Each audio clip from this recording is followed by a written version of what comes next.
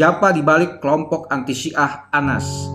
ANAS atau Aliansi Nasional Anti-Syiah adalah ormas yang doyan menyebar fitnah anti-Syiah dan menggelar unjuk rasa anti-Syiah. ANAS dideklarasikan pada 20 April 2014 di Bandung, Jawa Barat. ANAS juga mendapatkan pengesahan sebagai ormas melalui SK Menkumham. Bagaimana bisa ormas yang memiliki nama anti yang berarti memusuhi satu golongan masyarakat bisa disahkan oleh pemerintah? Padahal pasal 59 Undang-Undang Keormasan melarang sebuah ormas melakukan tindakan permusuhan terhadap suku, agama, ras, atau golongan. Ormas ini juga bisa bebas bertemu dengan pejabat publik dan negara. Seorang Kapolda bahkan pernah mengunjungi markas ANAS di Bandung. Lalu siapakah di balik kelompok ini? Kami akan menyebut beberapa nama yang sering tampil dan cukup dikenal oleh publik. Pertama, ada nama Atian Alidai. Dia salah satu pendiri dan ketua ANAS. Dia juga pendiri Forum Ulama Umat Islam Indonesia atau FUUI yang berdiri pada 2001. FUUI pernah mengeluarkan fatwa mati untuk Ulil Absar Abdallah, intelektual muda Nahdlatul Ulama pada 2002. Nama kedua adalah Bakhtiar Nasir, nama yang sudah tak asing lagi atau lebih dikenal dengan UBN. Dia salah satu penggerak utama GNPF MUI pada hajatan politik Pilpres yang lalu. Ketua alumni Arab Saudi se-Indonesia ini sebenarnya bukan pengurus ANAS, tapi dia kerap dijadikan pembicara dalam acara-acara propaganda ANAS. Dia juga memiliki ruang khusus di situs web ANAS. Nama Bakhtiar semakin tenar saat kepolisian menetapkan dia sebagai tersangka kasus pencucian uang pada Mei 2019. Polisi menemukan bukti transfer miliaran rupiah dari sebuah yayasan yang dipimpin Bakhtiar ke Turki. Polisi masih menyelidiki kemungkinan transfer itu berkaitan dengan aktivitas teror di Suriah. Yang ketiga adalah nama Haikal Hasan Baras. Nama ini jauh sebelumnya sama sekali belum dikenal. Haikal baru mencuat ke publik sejak ikut menggerakkan demonstrasi 2 Desember 2016 atau yang disebut 212. Dia kemudian juga menjadi jubir Persaudaraan Alumni 212.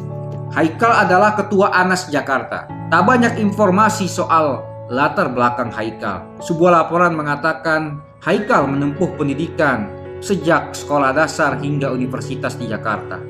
Lalu dia mencoba mengambil pascasarjana di Arab Saudi dan Australia, tapi pulang tanpa gelar alias tak tamat kuliah. Sejumlah laporan menyebut Haikal berprofesi sebagai seorang motivator. Dalam cuitan di akun Twitternya pada 14 Oktober 2016, Haikal memamerkan dosennya. Namanya Moshe Sharon. Sharon adalah guru besar sejarah Islam di Hebrew University, Israel.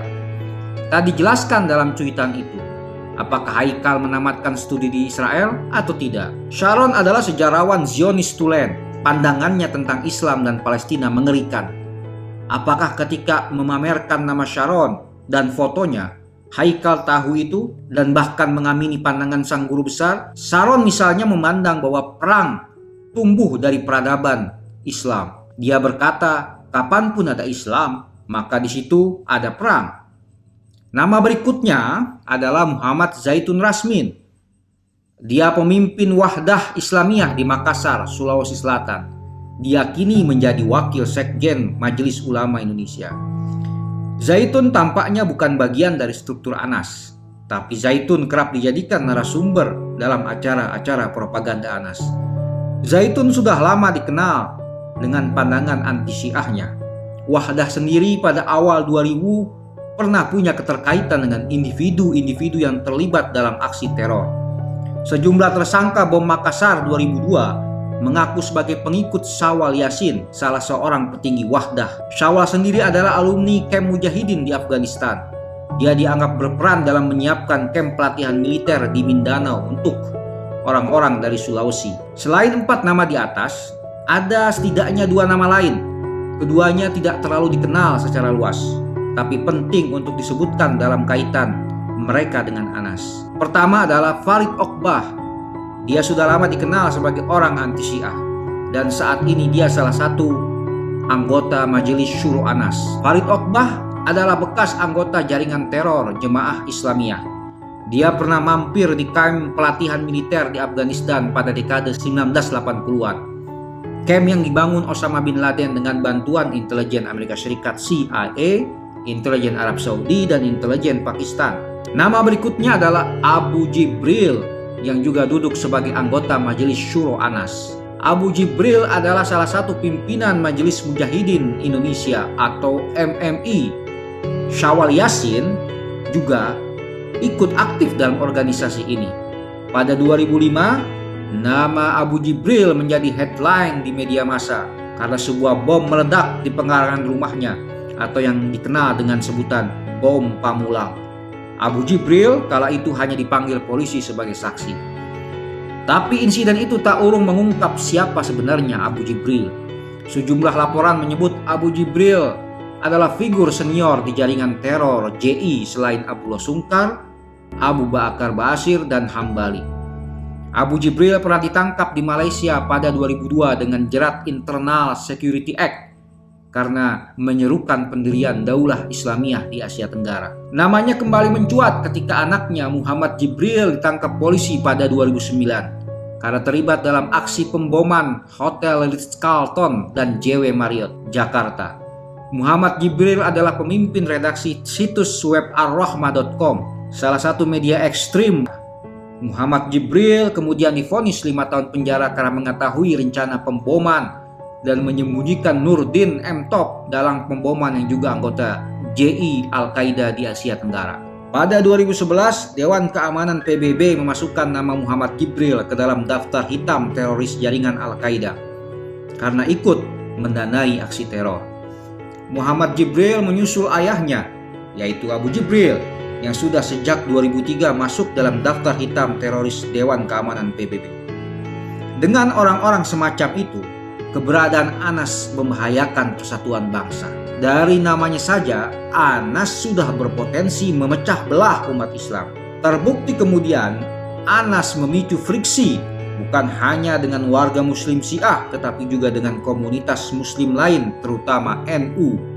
Pada 2015, Ansor dan Banser Nahdlatul Ulama di Cirebon dan Bogor bereaksi keras atas keberadaan Anas. Mereka meminta kepolisian melarang keberadaan Anas di kota-kota tersebut. Terlebih, Anas secara sepihak mencetak logo NU dalam selebaran-selebaran mereka.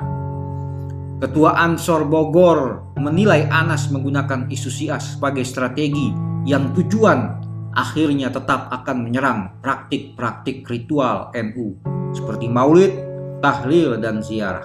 Keberadaan sejumlah figur yang memiliki hubungan dengan jaringan lama terorisme dalam Anas juga membuat organisasi ini punya potensi kekerasan. Pada 2011, seseorang bernama Abu Umar yang kerap menghadiri ceramah anti Syiah yang disampaikan Farid Oqbah memerintahkan pengikutnya membuat daftar lembaga dan tokoh Syiah lengkap dengan alamat-alamat mereka. Dia berniat melakukan serangan. Upaya ini untungnya digagalkan kepolisian karena Abu Umar ternyata seorang DPO dalam kasus lain. Pada 2019, ketika menangkap seorang terduga teroris di Bandung, polisi juga menemukan atribut Jundullah Anas, sayap organisasi Anas. Anas juga punya aspirasi mendirikan khilafah. Ini jelas mereka tunjukkan dalam situs web resmi mereka.